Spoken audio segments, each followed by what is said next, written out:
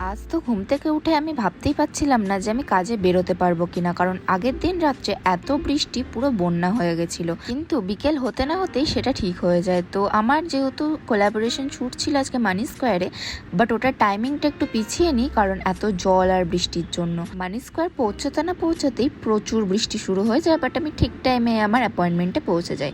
তো আজকে ছিল আমার দ্য নেল শপের সাথে নেল এক্সটেনশনের এই কোল্যাবটা, আর আমার সত্যি বলতে গেলে ওনাদের সার্ভিস খুবই ভালো লেগেছে।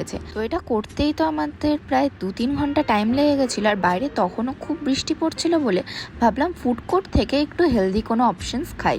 তো আমি নিয়েছিলাম ফিল্টার কফি, যেটা একদম নর্মাল কফির মতো ছিল বাট ওভার প্রাইসড। অ্যান্ড ইডলিটা সত্যি ভালো ছিল, বাট এটাও আমার একটু প্রাইসই বেশি লেগেছে। তারপর ভাবলাম এত দূর এসেছি যখন করুণাময়ী মেলাটা দেখেই যাব।